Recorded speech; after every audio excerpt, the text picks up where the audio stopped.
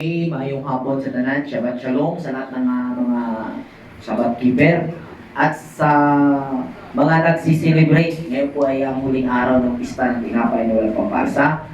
Kaghabatsut sa miyak sa ating lahat at magandang hapon. Ayong hapon sa tanan, ngayon, happy Feast of Unleavened Bread for atong katapusan. Nagpasalamat ako sa mga kaubanan na mga nagsilibrar ngayon sa paan ng walay patubo. Salamat sa kaigayunan ngayang yang kagdirigan nato. Hinihiling kahapon nun, sa hapong ito mga kapatid, muli nating basahin at ianalisa at bigyang kahulugan ang mga nasusulat dito sa Exodus chapter 12 verse 43 hanggang verse 51 at ipagpapatuloy natin sa 13 mamaya hanggang verse 10. So simulan natin verse 43 hanggang 51.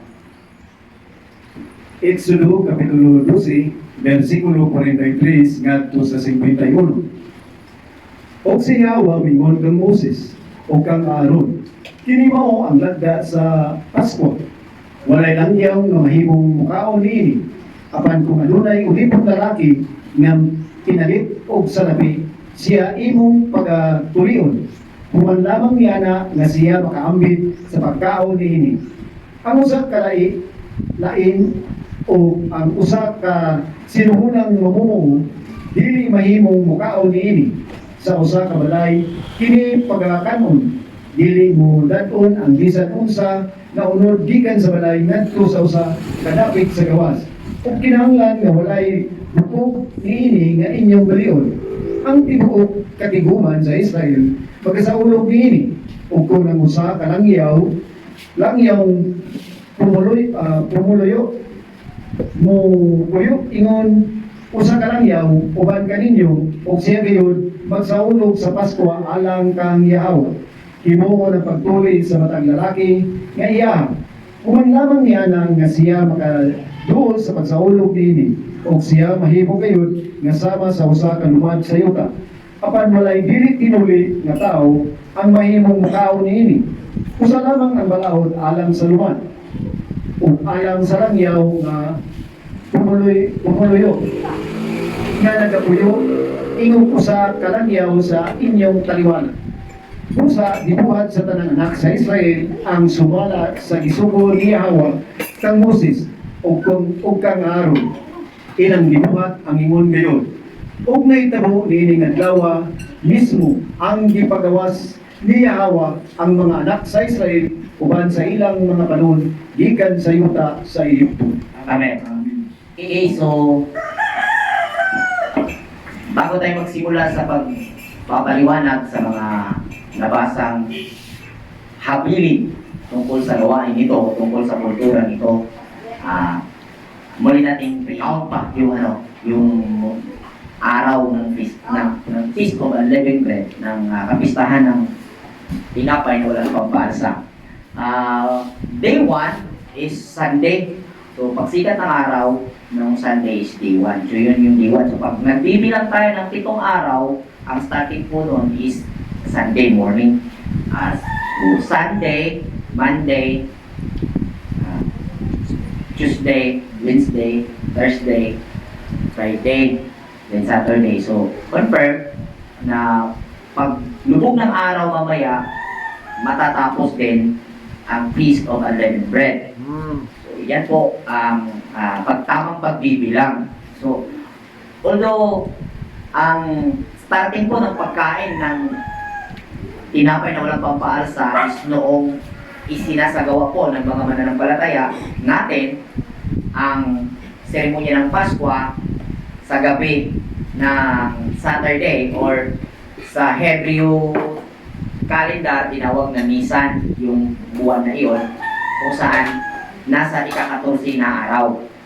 So kung ating mapapansin, ang instruction dito sa Exodus 12, matatapos ang pagkain sa ika-7 paglubog ng araw. So, ang pagbibilang ng mga araw ay nagsimula sa pagsikat yung araw ang pagbibilang ito. Pero yung gabi, kaya wala nang mag-end na mamaya, wala na mamaya yung Feast of Unleavened Bread kasi nagsimula una sa gabi rin nagsimula yung pagkain noong isinagawa ang pag ano natin ng Pasko, yung ceremony ng Pasko. Kaya gabi yung ating bibilangin, Sabado ng gabi, Linggo ng gabi, Lunes ng gabi, Martes ng gabi, Miyerkules pa, no? Miyerkules ng gabi, Huwebes ng gabi, Biyernes ng gabi, kagabi. So yung huling kain natin sa gabi yung pinag-usapan natin, kagabi. Kaya kung araw ang bibilangin ngayon, pag lubog ng araw, ito na po yung end ng pagkakain natin ng unleavened bread. So, dako tayo, yan po yung pagbibilang, no? Kasi dito sa pagbibilang, maraming hindi nagkasundo. Tapos na tayong nag-aral dito, inaalala na natin mga kapatid. So, ngayon, muli natin ipapaalala yung meaning. Kung ano yung benefits. Pagka sinabing utos ng Elohim, kumain kayo sa loob ng 7 araw, bawat taon magaganap ito, yung 7 days. Ano ang meaning ng gawain ito kung kakain ka? Ano yung benefits? So sabi nila, natutunan ko rin ito, Brother Bong, na pagka tinapay daw na walang pampaalsa, hindi daw maaasim yung iyong sikmura. Sikmura patawag dito. Putok-putok ang sa Bisaya. Tama naman. Pero, bakit 7 days lang? Kung yung tinutumbok ng gawain ito, yung hindi pang-asim ng sikmura, yung beneficial ng pagkain ito, literal na beneficial na benefits ng pagkain ito, ang pinatutungkulan ng gawain ito o ng kultura ito na ginagawa at naitala sa kasaysayan ng Biblia, bakit 7 days lang kakainin? Bakit hindi sa buong buhay natin? So yun yung question eh. At ako dati, sabi ko, tama. Pero nung ina-analisa ko mga kapatid, kung yung benefits na literal ang pinatutungkulan na gawain ito, bakit ang instruction 7 days lang sa isang taon? Sana, sa lahat ng araw. No? So, confirm, simpleng analysis, na hindi yung literal na benefits ang pinatutungkulan sa pagkain ito, brother mo. So, ngayon, kung ating titingnan, sa kapanahon ni Jesus, hindi na natin basahin, very common na istorya po. Sabi ni Jesus sa mga followers niya, o sa harap ng mga tao, sabi niya, ako ang tinapay mula sa langit. Ang kakain sa aking laman, iinom sa aking dugo, ay mabubuhay magpakailanman. So, pangit din kung iliteral natin. Bakit mo? Pero pangit din kasi parang ang mentor ng mga kanibalism, si Jesus Cristo pala. Kasi, biruin mo, inikayat niya yung mga taong nakapaligid sa kanya na ipakain sa kanila yung kanyang laman. So, talagang sa usaping Biblia, hindi uubra dito yung literal na pakunawa ang ating ilalapat. Amin po ba? Since kung ganun po natin gagawin, kung ganun po natin i-analisa, ay maluloko po tayo. Amin po ba? Amen. Simulan po natin. Ang tinapay na sinasabi ay tumutukoy sa every idea, bawat idea na nag-fuel sa ating buhay para tayong makasurvive o para tayong mamuhay na masaya. Choice ng pagiging masaya at pagiging kalungkutin sa pamamagitan ng idea na nag-come up sa bawat isa sa atin. Kasi yung idea na dumating sa atin, hindi sa atin yan. Aminin nyo, hindi yan sa atin. Mula yan sa Diyos. Okay? So, yan ang tinapay na tinutukoy. So, bakit hindi papalagyan ng pampaalsa? So, pag sinabing pampaalsa, narinig naman siguro ng lahat na ng paulit-ulit na sinasabi dyan sa mga reliyon na tumutukoy sa kasalanan. Ngunit ganun na ang pagkakapaliwanag, hindi rin naging malinaw. So, kung ang papaarsa na tinutukoy ay kasalanan lamang ang nakakabit sa salitang libadura, ay bakit sa susunod na feast, matapos ito, magbibilang po tayo ng 50 days mula bukas, ay papalagyan na po yung tinapay natin gagawin, ay papalagyan na rin ng libadura. So, malito kaya yata. Bakit sabi kasalanan yung libadura, nire-representa ng kasalanan. But sa next feast, o Feast of Shavuot, Feast of Harvest, o Feast of Pentecost, ang instruction na naman doon, papalagyan ng libadura yung tinapay na ihahanda sa pistang yun. Tumalito ka kung hindi mo sabi yung libadura is represent sa kasalanan. So, kailangan natin maging makuha yung malinaw na tinutukoy sa kultura ito. Para sa ating pagsasaliksik, no, babahagi namin sa inyo, ang libadura is nagre-represent sa ating makasariling intention. Yung bang hindi ba panghustisya na intention? Ulitin ko, yung tinapay is represent sa idea na dumating sa iyo. Pagka yung idea na nasa sa iyo, haluan mo ng panlalam para makapanlamang ka sa kapwa mo, libadura yun. Idea na darating sa iyo, na lalagyan mo ng panglamang o sasakyan mo, mabuti to, nakakakuha ako ng ganitong idea, makakalamang ako sa kapwa ko. Example na lang. Experience siguro ito ng lahat, no? Sa itong pag-aayos ng sasakyan, parang mekaniko ba? Experience na nato na. May mga pangyayari na tuklasan ko ba? Na yung sasakyan ko, yung multika ko, yung motor ko, yung wiring pala noon, talagang sinadya na lagyan ng mga tawag na jumper wire para ma-sure at babalik ka ulit. So, ang nangyari sa akin bilang customer, may motor, kayo rin, may mga motor, wala kasing alam eh. So, siya, as a mechanic sa motor, wiring, may alam. So, yung idea niya, paano magkumpuni, paano mag-ayos ng wiring, mula sa Diyos yun. Yun yung bread. Yun yung tinapay sa kanya. Ang ginawa niya, ginamit niya nga ang idea na iyon para manlamang sa kapwa. Tulad ng nangyari sa akin. So, ginamit niya yung idea niya upang makapanlamang. Hindi niya ginamit yung idea niya paano magkumpuni para tumulong. Instead na ayusin niya, ginawa niyang gatasan ang tulad ko o tulad ng natin, walang alam na may mga jumper wire pala na ini-estimate na ito masusunod ko kasi malaki yung wire na ija-jumper para lilipas pa ng ilang araw, tatlong, babalik ka na naman sa kanya at syempre babayad ka na naman ulit.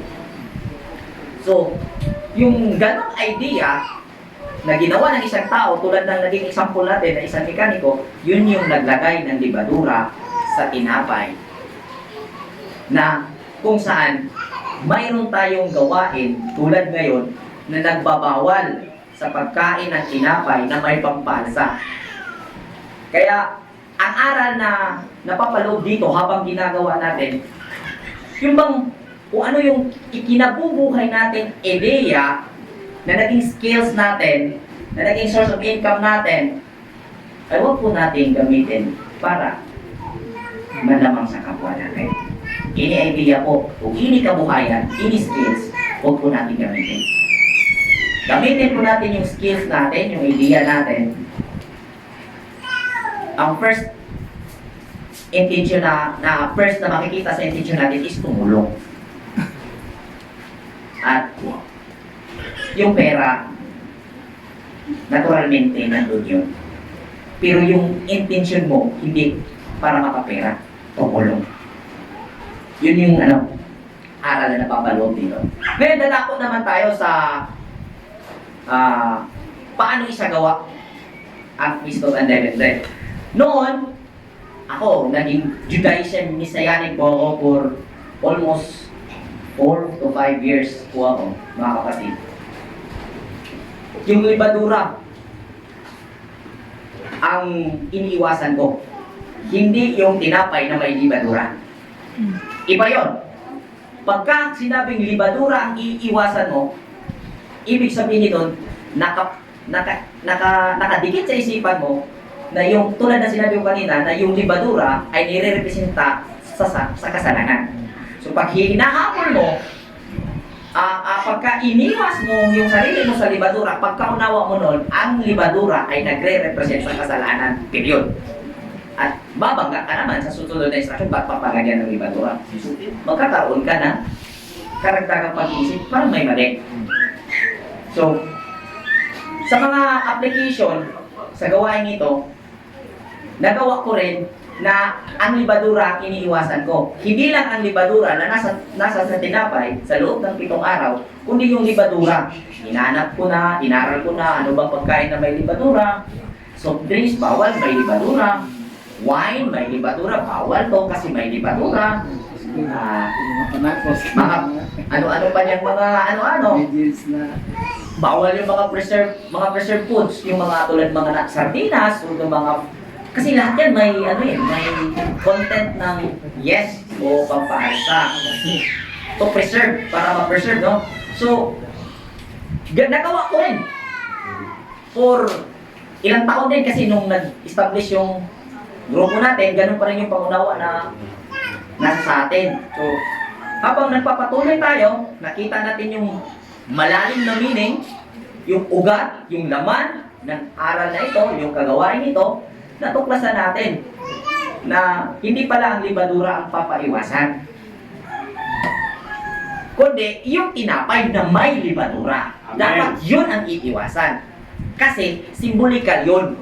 Ibig sabihin, huwag lagyan ng makasariling intensyon ang ideyang meron ka para mag-reflect mo sa sarili mo yung gawain ito o yung paggawa mo sa pisikal na gawain ito as seremonyas na huwag kang manlamang sa kapwa sa anumang skills na meron ka. Nawa malinaw to, mga kapatid. Amen. Amen. Huwag lagyan ng pantasya na pag kumain ka nito, maligtas ka pagdating at pagkabuhay ni Jesus. Kasi sabi nila, sabi ng mga Jewish nag-practice ng Jewish faith, sabi nila, yung Christians hindi maliligtas, brother mo. Kasi hindi nagsasagawa ng pista ng tinapay na walang pambansa. Masyadong na-literal yung pangunawa na ikinapit habang ginagawa ito. So, di natin habulin o di natin iwasan ang libadura na nasa mga pagkain. Kasi kayo, may pampaalsa yan. Gusto lang naman tayo.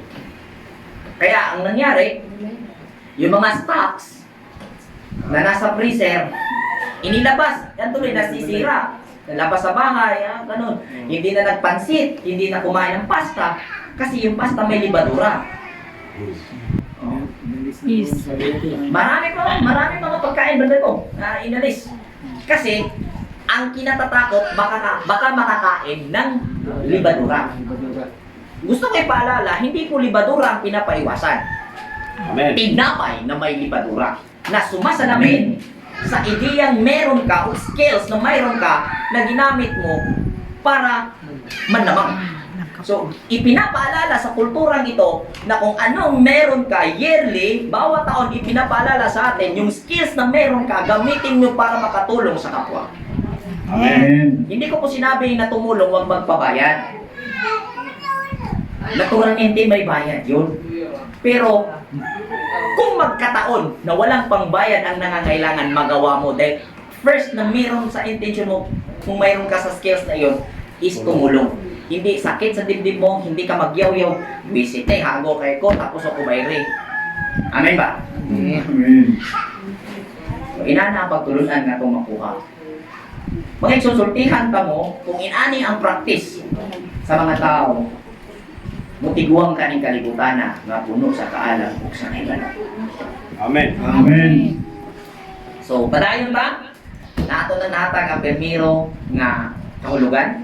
O, sa di pa maling tanong, ang 7 ka adlaw, yung 7 days na pagkain, yung 7 numbers, sumisimbolo po ito sa walang hanggang Sa cycle. pag-ikot. Walang katapusan po yan. Kaya, buti pasabot, ibig sabihin, ang imong pagtabang, pagbato ni mo sa imong skills, yung dahilan mo kung kaya i-exercise mo yung skills mo para tumulong. Wala na tapos. Walang katapusan. Hindi isang Hindi yung tulong ka, kausa ka duha, tapos wala na. Batasan ba ng Pilipino? Una, ikaduha, tabang. Ikatulo, adik na di na kumutabang. Balihon sa nato. Ikaw pong gitabangan, ay po pabagag naong. Nakamot po. Bali-bali ba? No? Inana. Yung meron kang skills, tumulong ka. Ibig sabihin nun, habang gagawin mo yung skills mo, hindi intention mo na makapera, kundi ang intention mo is tumulong. Pero hindi ibig sabihin na walang bayad yun. Ano ko ba? Kasi yung bayad, natural yun. Dahil parehas tayo may expenses. Iba yung rason mo na ginawa mo yun para tumulong. Ikaw, sa sarili mo alam mo kung bakit mo ginawa yun. Kaya kung magkaroon na, muhangyo siya ba? Ganang, yung bayad sana is 1K. Yung pay, mayroon nga, ano yung kwarta, ginto sa yung kwarta. Sugaan kasi mutugan na magpangyo ka. Kaya na-establish mo kasi samtang nagbuhat kasi mong skills, tabang man. Pero yung di ka pahangyo, dili na. Yung katabang na gitabangan di ka, tapos mahangyo ka. Anangilan ka, di natabang mo. Yan ang maibibigay ng Torah community na laman ng practice sa pagkain ng tinapay na walang pampansa bawat taon. Amen. Amen. Okay, so dito sa verse na binasa, sabi, gawain ito ng walang katapusan. At may sinabi pa, di pwedeng kainin ito ng mga dayo. So, yung literal interpretation, Brother Bong, kung di ka kauban sa grupo, tawa kay apil. Kaya tapo ni sa una, mga ikson, suginlan na tamo, subayan tamo ba? Tapo ni, Tagalogo na ko, kaya makasabot ni mo ba? Ito, nangyari ko ito noong, hindi ko nakakali ito, 2018. 2018, 2017, nakakala nun. Judaism po ako nun eh. Dahil sa kakaiba ang practice na ito, at bagong-bago sa paningin ng mga Christians, may Christians na nag-attend doon sa ceremony na ginawa. So, ang rules ng seremonya, ayon sa nabasa, bawal ang dayo. Hindi siya bautismado. Ang nangyari, naglagay ng lamisa roon sa gilid at pinaupo siya roon, pero walang hain. Kasi, observe lang siya. At parang, ginadaanan mo siya ba? Dinadaanan lang. So, ako rin, may pagka, mapaw pa sa kaya ba? Pero, laom na guys kong paminaw. Mababaw pa rin yung pagmunawa ko. Ano dito yun? Yung kirot sa puso ko ba, na tumingin doon sa isang tao, may asawa, may anak. May asawa, may anak. Nakaupo doon. Na parang, Pastor. pastor yun, sakit yung dibdib ko ba na gusto ko sanang paupuin sa misa ko, kabilang ng seremonya. Ngunit, hindi naman ako yung captain sa seremony. Ano ako ron, elder ako doon, pero hindi naman ako yung captain. Hindi naman ako yung leader doon. Ayon din sa nabasa, pinatay ko yung sakit na naramdaman ko, yung malasakit na naramdaman ko sa kanya, kasi may nabasa. Dahil eh, sorry. If mag-survive ka, at matiis mo hanggang matapos ito at babalik ka sa susunod na taon, o magpapatuloy ka sa pagdalo ng gawain ito, maging kabilang ka. At sa susunod na seremonya ng Pasko, makakasama ka na. Yun din, parang ginamot ko na lang yung sarili ko para, kasi parang kumikir talaga yung dibdib ko na nakita ko, hindi siya nilagyan ng halim. Yun yung nangyari. Kaya, gusto ko ipaliwanag yung dayo. Yung dayo dito na hindi kabilang, na hindi pakakainin, yun po yung mga attitude natin. Amen. Amen. Hindi bisita. Hindi yung literal na bisita na nandyan bumibisita sa inyo o ibang lahi na pumaparoon sa tahanan mo.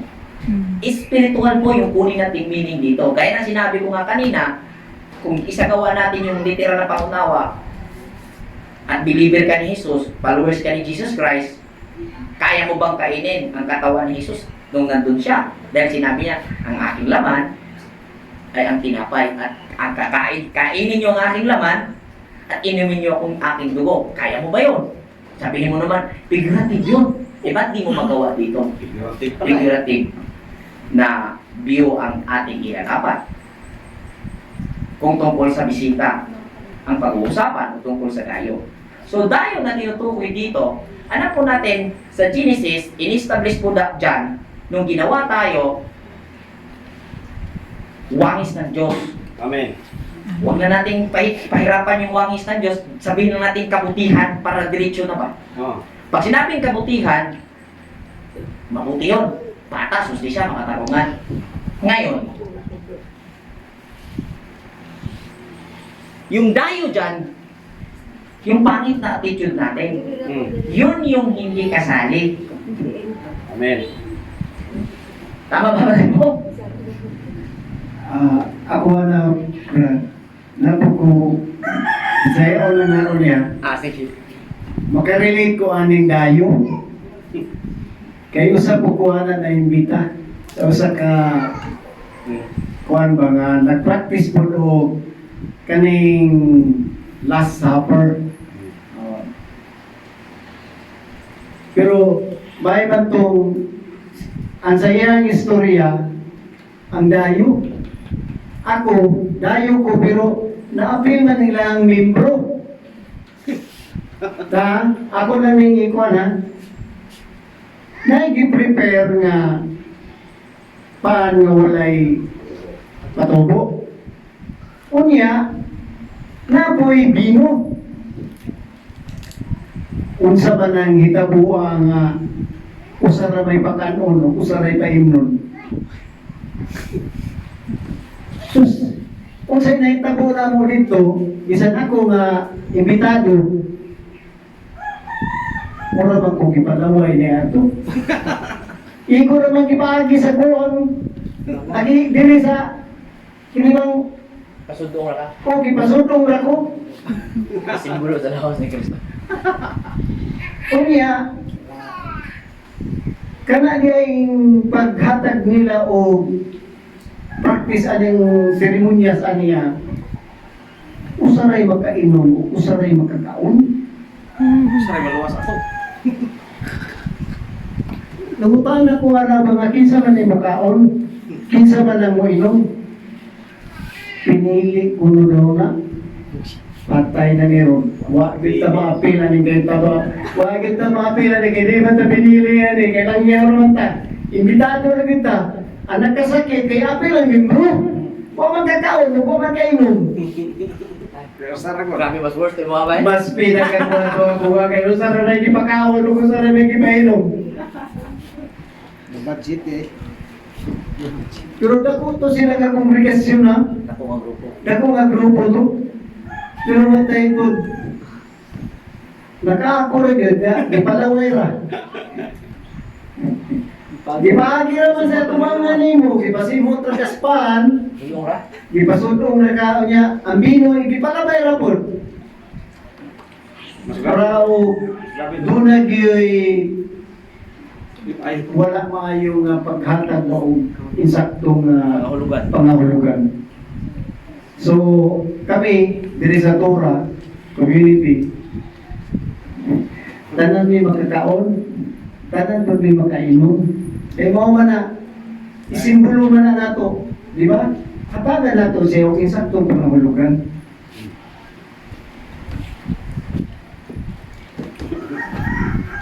Salamat kay Bebong. So, mas labaw gito niya mga igsoon. Mas grabe yung sa kanyang experience kasi Pati yung member, hindi pala pinapakain, pinapatingin lang.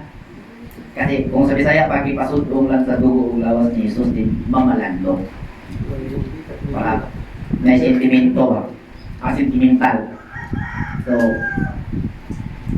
dito sa sinasabing dayo na hindi pwedeng kumakain na nasa loob ng pamamahay,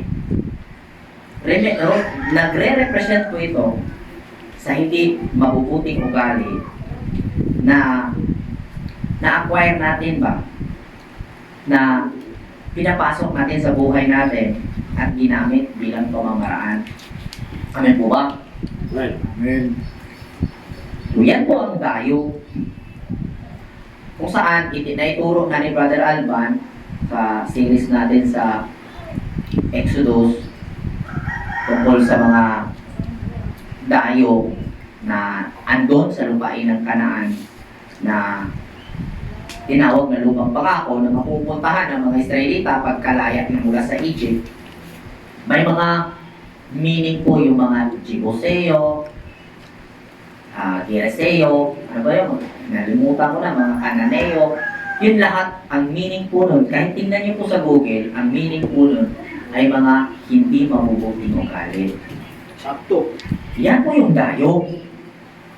Kaya, mangyari ang ganong seremonya na may mga masasaktan, may mga ma-out of place, dahil sa literal na ikinabit na pangunawa sa gawain ito. Which is, hindi tumugma sa hiding ng 5 libro na guide, direction, instruction, way of life. Hindi siya tutugma eh.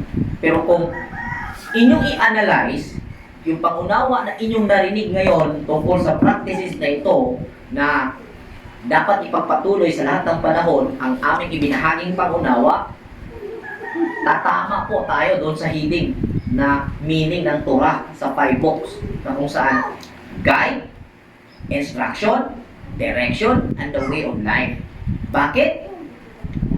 Kung ang tinapay ay nagre-represent sa ideya na dumating sa atin at alisin natin ang lahat ng ugali, yun ay ang libadura na rumirepresent sa gusto natin, sa sariling gusto natin, hindi makatao, hindi makahustisya. Tutumba ko na mangyari na ang Biblia o yung mga practices, yung mga aral, yung mga seremonyas, lalabas na magiging direction, instruction, and the way of life. Amen. Amen ba? Ganun po mangyari. Kasi kung gawin mo sa literal yung nabasa mo rito, wala pong mangyaring direction, guide, and way of life. Ang magiging kalalabasan na magiging benepisyo nito. Ganito po mangyari, pag gagawin mo ito literal, makalaban mo kapitbahay mo, Pamilya mo. mamamayat ka. Ang pinaka-worst kung during Sabbath day, weekly ka na mag-inviate. Amen. Kasi luluto ka ng pagkain. Ano ba Friday. Dapat Panis na. pag-aralan. Ang Torah o ang scripture o yung sinasabing Pentateuch, tama ba? Pentateuch, 5 book of Moses ay pag-aralan mo, hindi mo i-memorize. Huwag mong i-memorize, pag-aralan mo. Magkaiba po yun.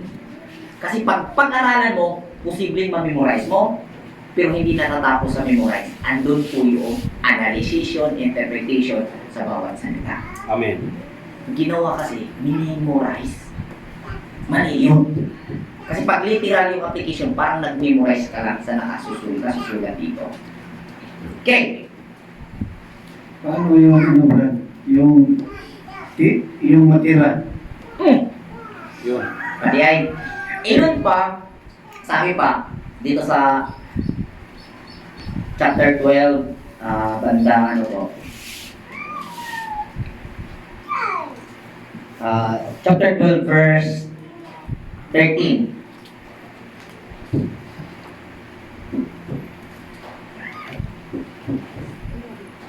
Ang dugo mo ilhanan sa mga balay sa inyong verse 14. Kini adlaw mahimong halagdungon alang kaninyo sa ulugan ninyo kini o sa tanan ninyong kaliwatan ingon nga permanenteng pangilid. So basta banda dito may sinabi na sunugon.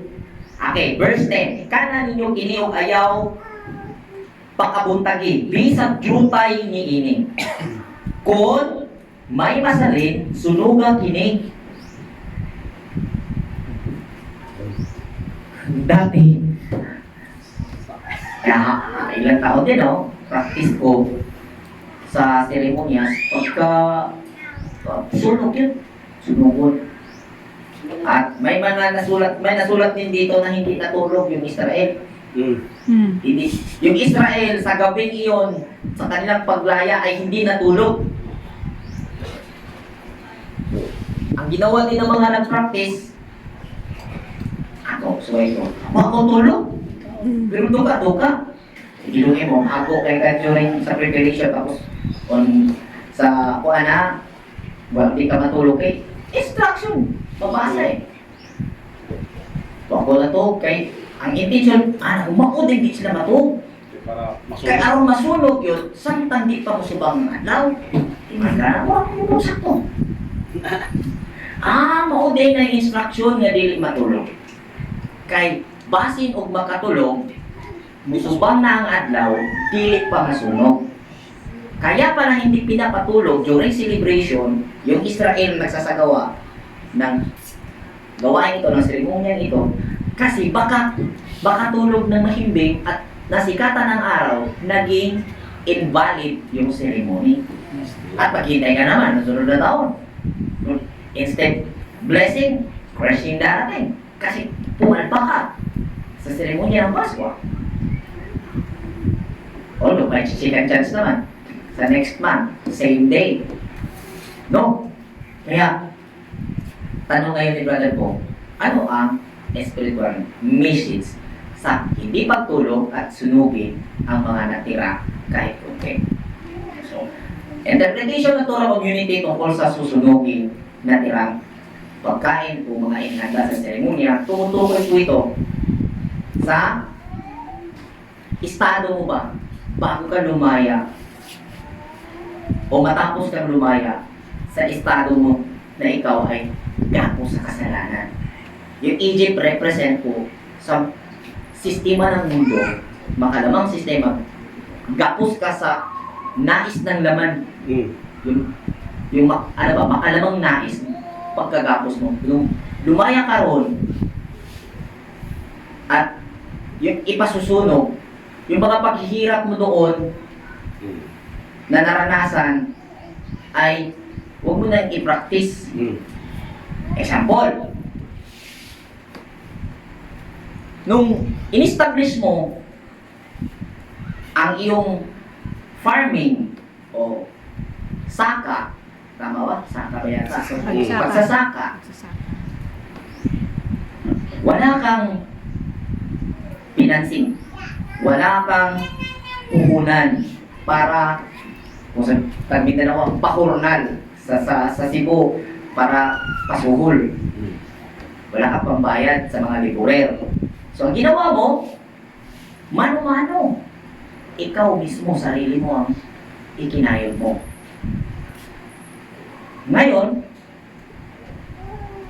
nagbunga ang pagsisikap mo.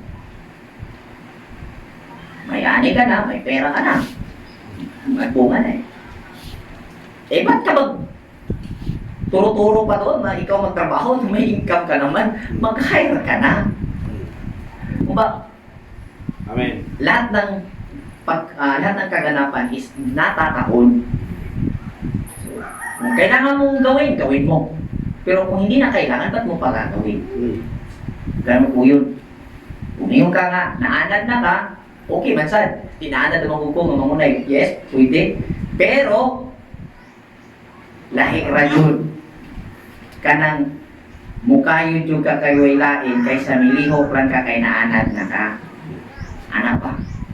Yan na may uban. Ang latod nga pagkasultian ni mga igsoon, kung inot ka sa una, ayaw na pag ininot kay naana man kay makaya. Amen ba? Amen. Ano yung inot? Kuripot. Yung kuripot ka before, Dahil wala pa. dahil hindi ka pa naturuan at hindi mo pa natamasa ang benefits ng tinapay na mula sa Diyos, ay alisin mo na dahil malaya ka na sa gapos ng espiritual ng pagkakuripot. Amen po ba? Amen. Nung dati, oportunista ka, ginamit mo yung skills mo, dahil ang akala mo, makakalamang ka sa kapwa mo. Ngayong alam mo na, sunugin mo na yun. Amen. Dahil umaga na, malaya ka na. Dahil may kaalaman ka na hindi pala sa ganun, nakakakuha ka ng tunay na kaginhawaan sa buhay. Kaya may ano si Jesus Christ, sabi niya, kung sa Bisaya pa na termino, ang nagtinguha nga makabaton, kawatan Hinoon siya ini. Katong nagtinguha, kawatan Hinoon. Katong wala nagtinguha, makabaton niya hinini. Situation yan kung saan nai-apply yung siguristang ugali na kung saan yung skills niya kinikilangan ng kanyang kapwa, ginamit niya, hindi naman niya alam eh. Tulad ng na-example ko kanina, wiring. Eh, sa'yo nga yung sasakyan, wala ka namang alam sa wiring. So, ginamit niya yung skills niya para makapanlamang. Ano po ba? So, yun yung ipapasunog. Kaya, kung sunugin mo yung natirang alay at walang espiritual na unawa, useless yun. Amen. Amen po ba? Amen. Case to case basis na naman. Bukas, ngayon, example, kagabi, celebration, katay ng kambing, lechon ng kambing, tuba, lechon, tuba. Medyo dumaan tayo sa mahirap na sitwasyon. Wala tayong panghain bukas. First day, uban 11 hindi naubos yung kambing na lechon. Hindi naubos yung tupa na lechon. Ano ang dapat mong gawin? Ano ang mas mabuti? Sunugin yung natira o kainin bukas? Practical. Kainin bukas. Kainin bukas. Ha? Kainin bukas. Bakit mo sunugin wala kang pagkain bukas? Diba? Ang sabi maayo. Tingnan pa sila. Mas maayo ang musunod. Why labing mas maayo? Mga debatidor, mga nang ng gaderens. Why mas labing maayo? Ang musunod sa sugo sa Dios. Ang sugo sa Dios sunugon. Abahalag way kaon ugma. Diyo 18, sonda na. Diyo 18, lugita yung mata nakasa, sonda na. Bao nga, bahalag way kaon sunugon. Bahalag way handa. Kahit walang ihanda bukas, sunugon yung tupa na lechon. Pero yung Torah community, mga kapatid, o kung meron kayong mahanda bukas at yung tira ay hindi lang rin na magagamit, mas mabuti sunugin. Okay? Pero, situational, kung wala, Sayang. dahil medyo Dipin. uksa ko ang pa ang ligid sa ang kinabuhi sama sa ligid ni nagtuyok, sometimes up, sometimes down, down man, ano yung mga sunugon? Sa buwan. Bakit? Kaon. So, ang example practical, ang Torah community hindi po nag-apply ng literal na pangunawa tungkol sa instruction ito. Ginawa po namin ang espiritual na kahulugan, ang sigurong may apply dito sa instruction na nababasa natin. So, yan po mga kapatid. At nawa ay nakatulong ito at nabukas yung isipan sa pag-aaral. Alam po, yung mga kanang striktong nag-practice ng gawain ito or ng pananampalatayang ito, maingon dyan mo, nabuang na kay may kapila. Sige lang, okay lang. Ano to kasi Sige lang, okay lang. Pero darating din yung araw kung patuloy na masisikatan ng araw ang isang itinanim na binhi at madidiligan ng buwan-bulan. Darating din yun ng araw na lilipang at magiging malaking puno na maging pagsisilungan ng maraming ibon sa ibabaw. Amen. Amen. Okay, padayon pa dire sa versikulo 1 kayo sa versikulo 10 sa kapitulo 13 sa Exodo at kasama ng Exodo. Paingon sa 10. Kapitulo 13, versikulo 1 ngadto sa 10. Og siya wa misulti og dugang kang Moses nga nagingon. Bala nga kanato ang matag panganay nga lalaki nga nagabugkas sa matag tagwangkan taliwala sa mga anak sa Israel, taliwala sa mga tao o sa mga mananap kini akuha. Og si Moses mingon sa katawhan, hinumdumi ninyo kining adlaw nga migula kamo gikan sa Ehipto, gikan sa balay sa mga ulipon, tungod kay pinaagi sa kusog sa iyang kamot, nga si Yahawa nagpagawas kaninyo, gikan din. Busa, walay bisan unsa nga may libadura nga pagkakanon.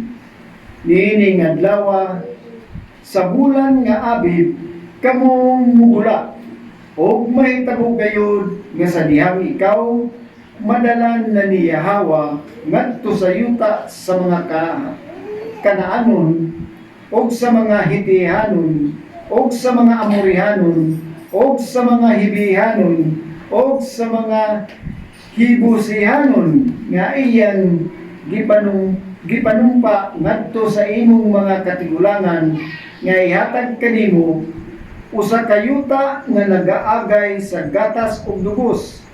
Nan ikaw magbuhat gayud niini nga pag-alagad niining bulanan. 7 ka adlaw nga magkaon ka og mga tinapay nga walay igpapatubo. Og sa ika-7 ka adlaw mo'y usa ka pista alang kang Yahawa. Ang mga tinapay nga walay igpapatubo pagakanon sulod sa 7 ka adlaw. Og walay bisan unsa nga may libadura ang makita diha kanimo, o walay minasang igpapatubo ang makita diha kanimo sulod sa tanan mo mga utlanan. Og ikaw magsulti sa imong anak nianang adlaw nga mag-ingon, tungod ka na sa gibuhat ni Yahawa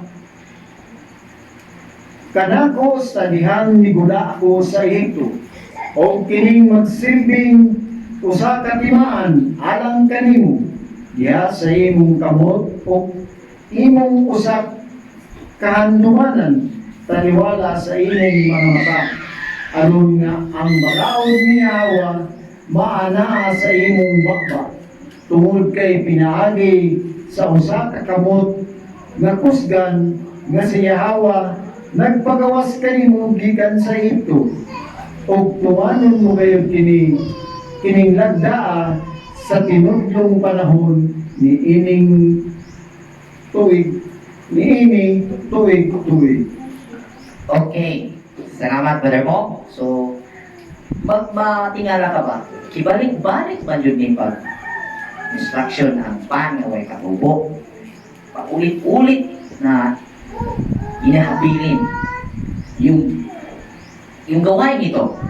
At kung i-summarize at i-analyze mo at suma total mo yung binasang talata from verse 1 to verse 10, ang nakuha ko yung point doon is, kung sa loob ng 7 araw kakain ka ng tinapay na walang papahal sa taon-taon, maka-inherit ka ba sa lupa na ipinangako na lupain ng mga Jebusites,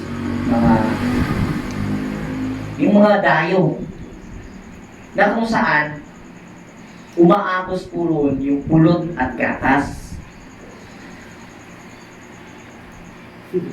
Malibog bitaw ka,